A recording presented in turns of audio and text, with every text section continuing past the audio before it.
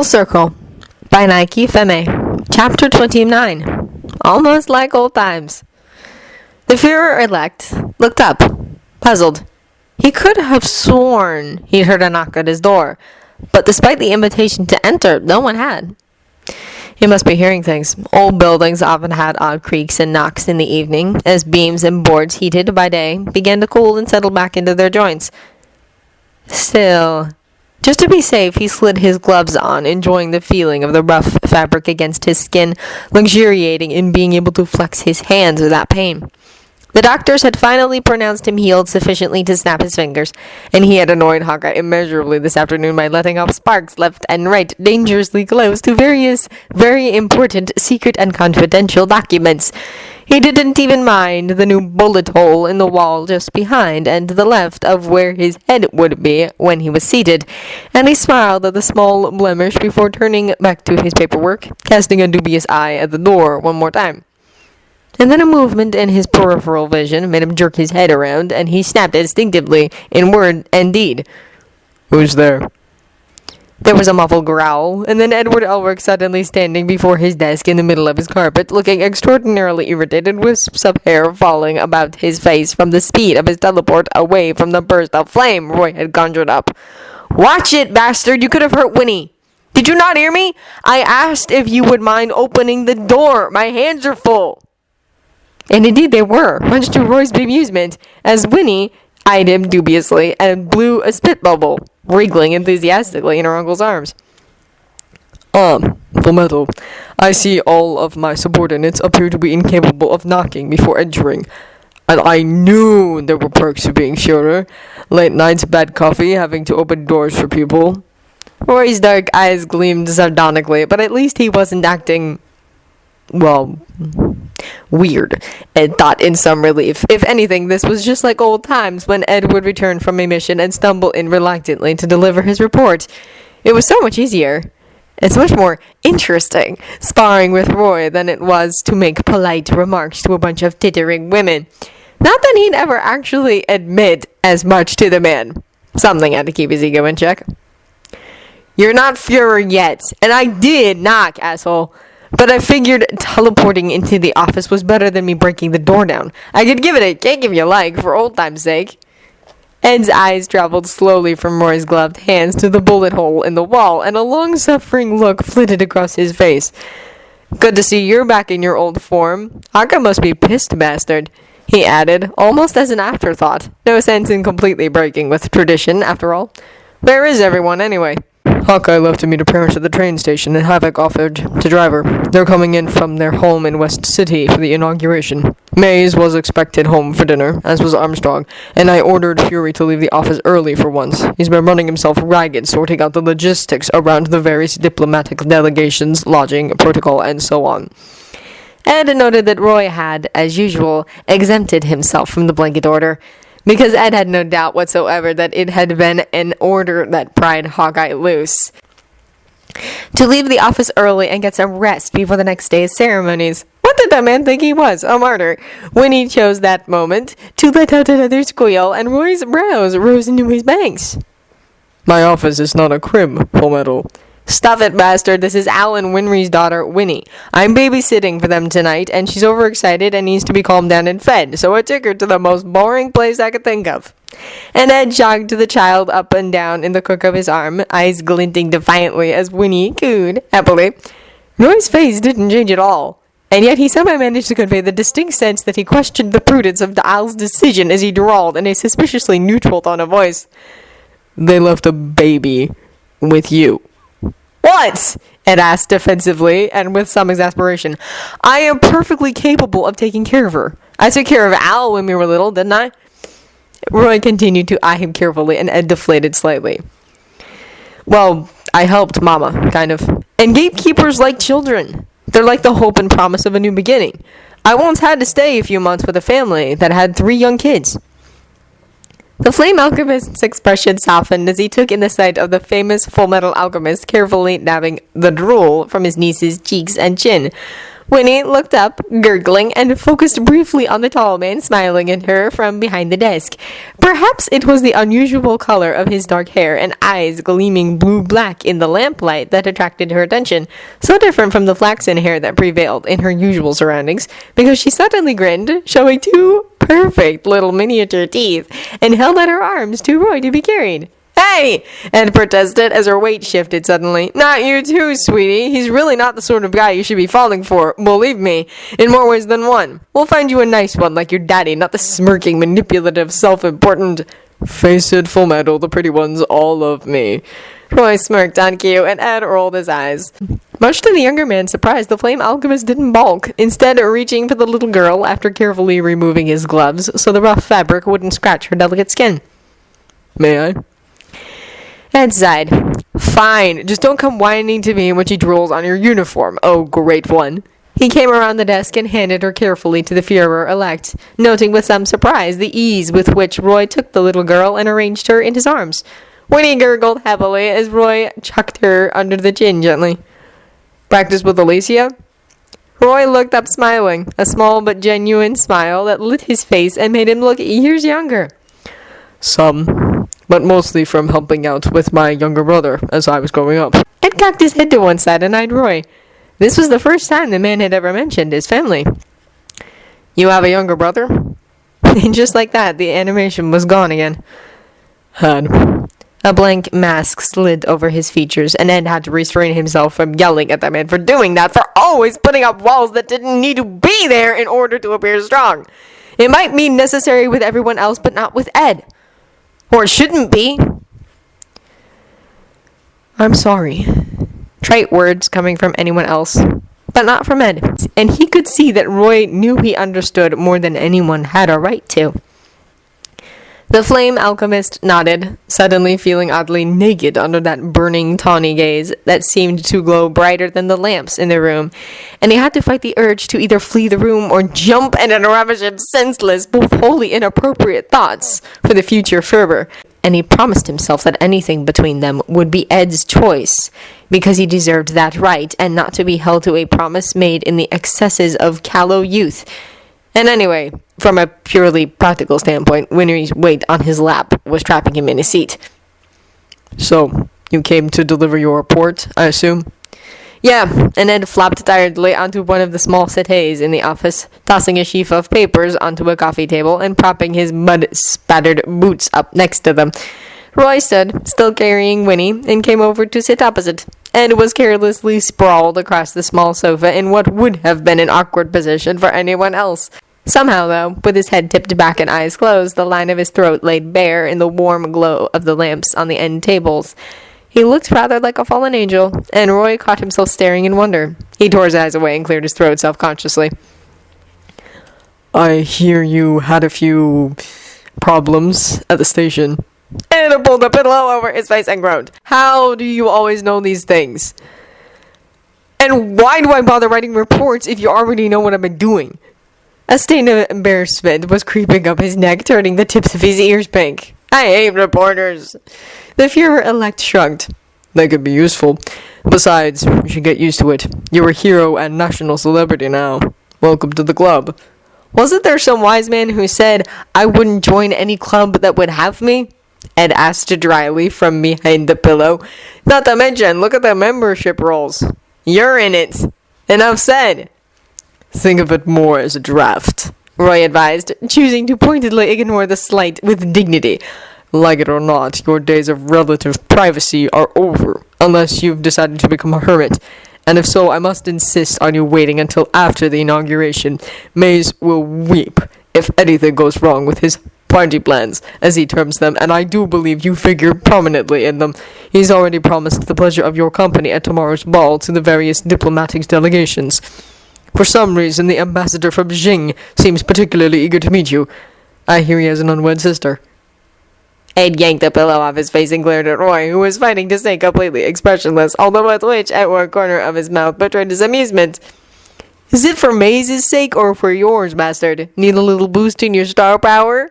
While I vehemently deny that last suggestion, would it be so bad for me to want you there? Roy's voice had gentled towards the end, and he suddenly seemed very busy fussing over Winnie, who had managed to kick one of her little shoes off and was now engaged in trying to stand up in Roy's lap. Ed sat up slowly, stunned at the matter-of-fact sincerity of the admission. "Is that an order?" Roy looked up, smiling lightly, although the look in his eyes was anything but. "A request. A choice." Ed let out a breath he hadn't known he was holding. He took a moment to compose himself, willing his voice not to tremble as he forced out between suddenly stiff lips. "Someone has to be there to keep you from getting too swollen-headed." "Is that a yes?" Yes. It was almost a choked laugh, and Ed wondered how something so significant could be boiled down to one little word. "Good."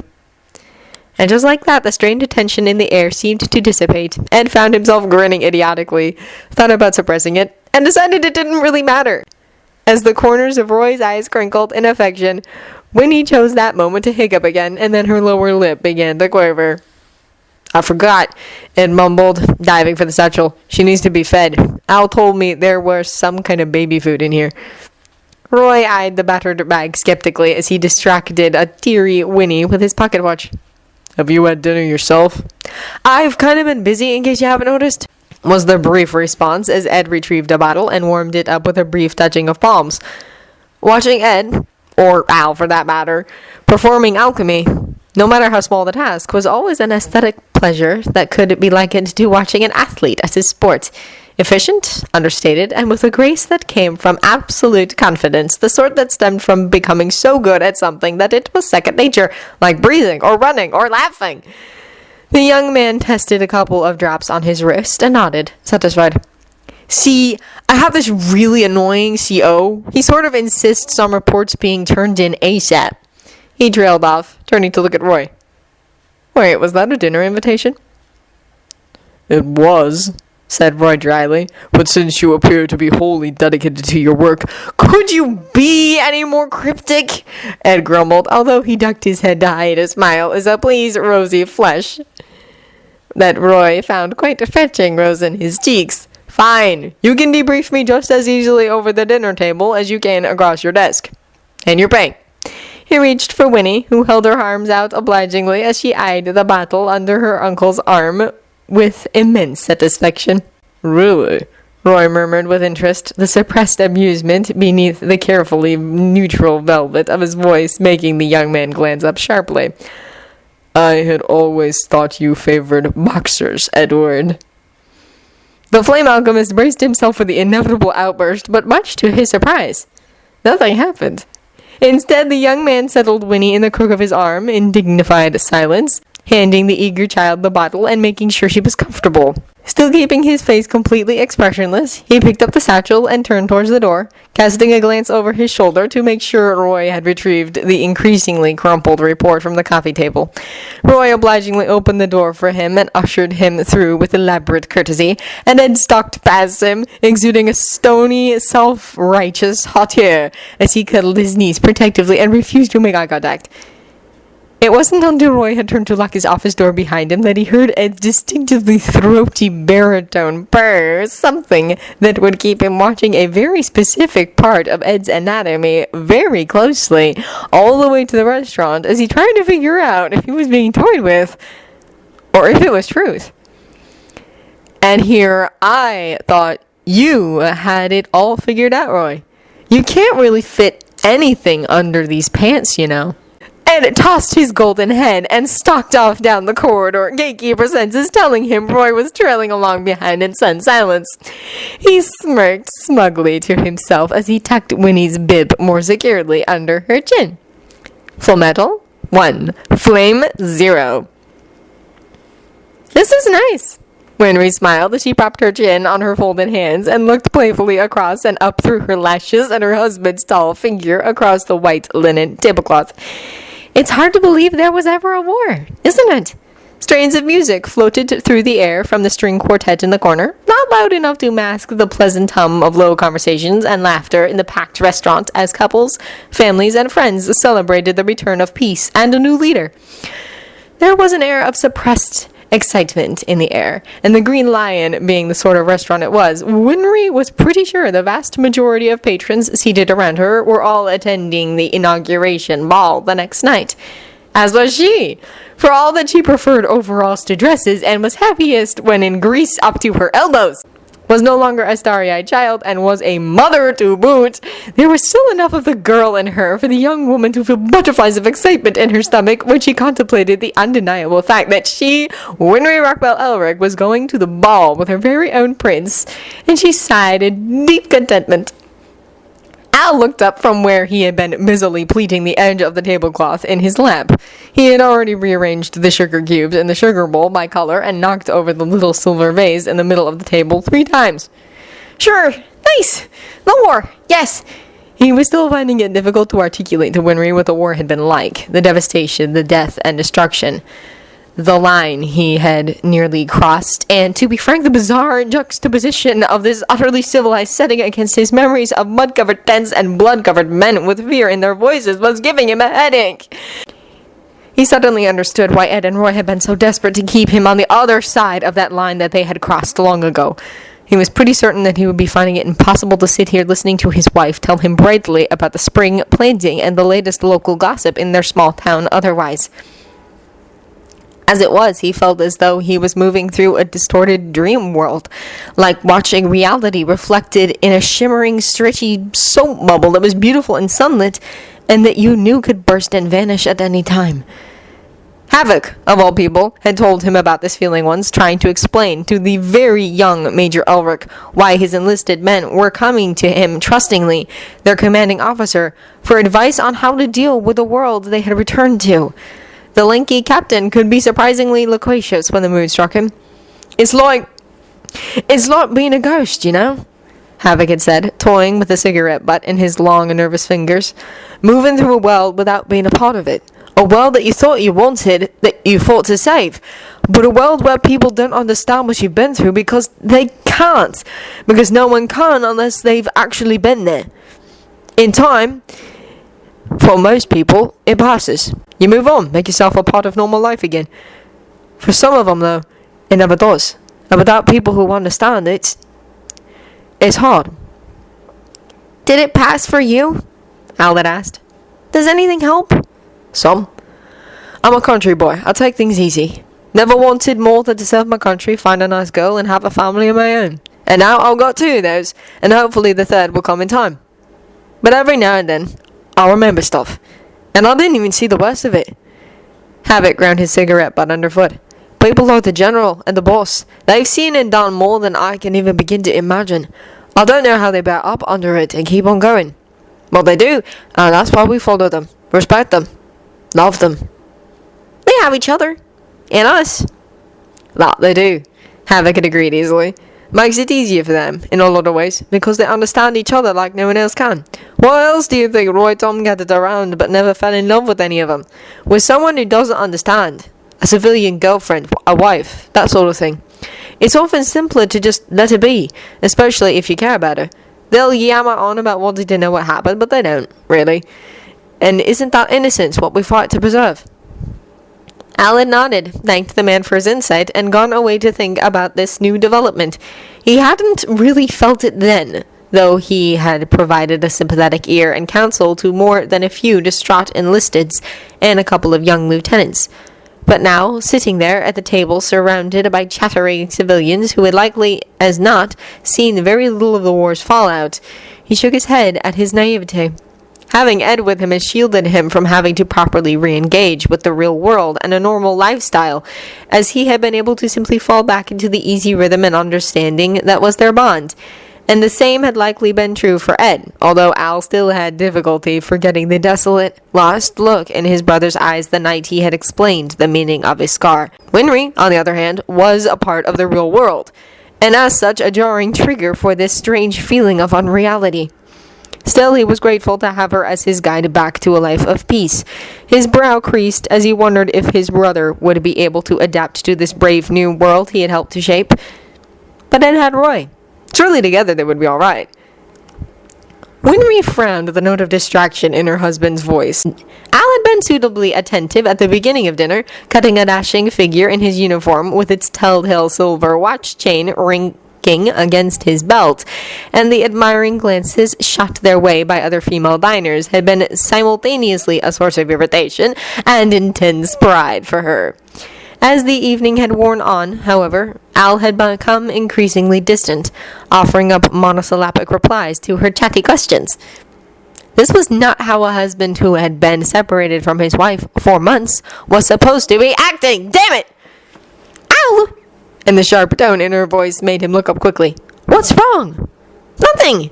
You were saying that everything seems the same again, right? Al plastered an earnest look of attention on his face. He'd always been better at it than Ed. Unfortunately, he was trying it on one of the few people who could read the Elric brothers like an open book. His wife snorted. Al! There were disadvantages to marrying someone this observant. Everything's fine, Winry! Are you done? Should I get the check? A small hand reached across the table to tug on his arm imperiously as he raised his arm to summon the waiter. We're not going anywhere until you talk to me and explain why your mind's been anywhere but here for the last half hour, Alphonse Elric. Al stared across the table at his wife. Winry was clearly annoyed with him, the happy glow that had lit her face earlier fading as her cerulean eyes flashed warningly at him, and he felt a pang of guilt for ruining her evening. She was right. He hadn't been thinking about her or the lovely dinner or anything but... I'm sorry, Winry. I was just worrying about brother. As well you should be, Winry muttered, folding her arms and sitting back mutinously. I still can't believe the nerve of that perverted... Not like that, Winry, Al groaned, blushing slightly. Besides, the general and brother, they work somehow. I don't know how to explain it. You just have to see them together. And his mind flashed back to that awful, awful day when Ed had been taken by the gate again. The look on Roy's face was something Al's mind shied away from remembering in too much detail, which was probably a good thing.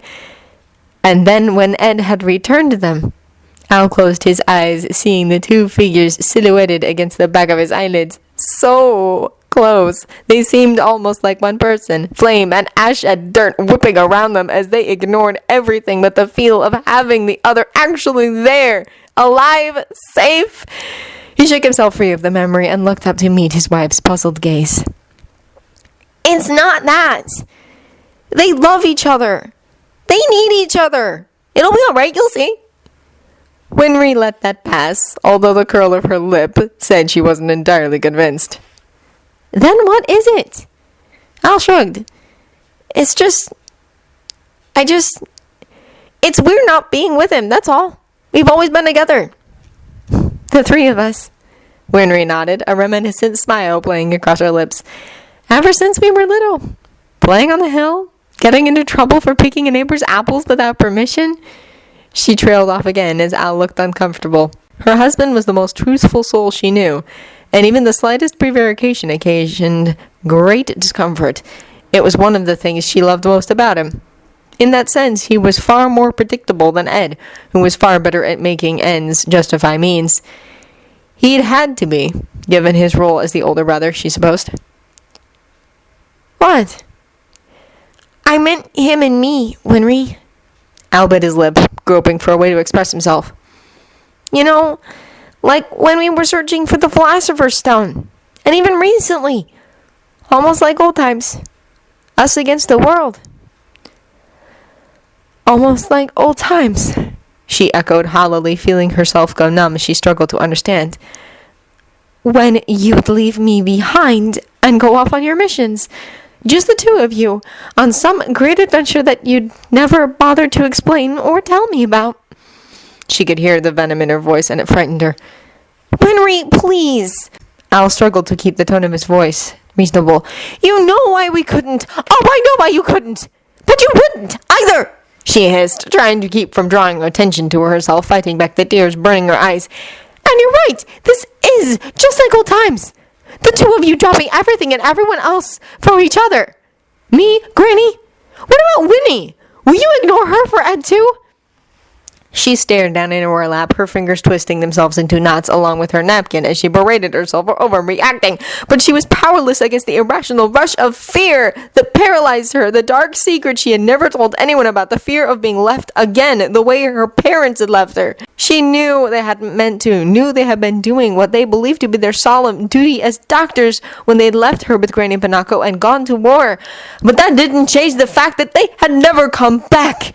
Ed and Al had sworn they'd be there for her then, but that had been before their mother had died and they had meddled with forces beyond her understanding and had been forced to leave her too. The difference was that Al had come back to her and had sworn never to leave her alone again, and had sealed that promise with a child. She was almost ashamed to admit that while she had missed Ed terribly, a small selfish part of her had been glad not to have to compete with him for Al's attention anymore. But now he was back, and the little girl inside her trembled at the thought that the bond between the brothers would once again draw Al to Ed's side, forgetting his promise to stay with her. "Hey," her husband said softly, getting up and coming around to kneel beside her chair, ignoring the surprised expressions of the other customers in the restaurant. "Winry, look at me." A gentle hand closed over her knotted fists, stilling their nervous movement. "It's not like that. I love you and Winnie. You know that. I'd never leave you unless it was important, and I'll always come back. But you can't expect me to stop worrying about Ed just because I have you in my life now. It's a different sort of love there. We only had each other after we lost Mama, and we've always looked out for each other. You and I only have this because he sacrificed himself for me 4 years ago, remember? I owe him so much. He gave me the chance to have you and Winnie. So don't make me choose between the two of you. Please." Winry looked down, unable to meet Al's pearlicid gray gaze, feeling like the worst kind of person there was at the moment. She took a shuddering deep breath, feeling the warmth of Al's hands around hers, calloused, strong hands that knew their own strength, and held hers as lightly and carefully as if she was made of spun glass. I know, Al, and I know, and you know I love Ed too. Just, please, promise me you'll remember that you're a father now. We're no longer the children we were. You have other responsibilities too, not just watching over Ed. Winnie needs you here. I need you here." And she leaned forward and kissed him on the forehead, resting her cheek briefly against his sandy hair in a gesture of apology and affection before pulling away to regard him with serious eyes. "Promise!" Al smiled, that serene expression that always made him look eerily wise beyond his years. "I promise, Winry. Besides," and a hint of mischief crept into his eyes as his smile whitened a fraction, "I have a feeling that I'm not the companion Brother would choose to walk the next stage of his life with. He prefers brunettes, you see." The patrons of the Green Lion were startled by a sudden outburst of hysterical giggles coming from a certain table, but no one dared to complain about it to the management. After all, the tall, broad-shouldered state alchemist looked a formidable force in his uniform, even if he was currently sprawled against the table leg, gasping for air as his face turned purple from laughing. And the blue-eyed blonde woman lolling back in her chair appeared to have a wrench stuck in her garter.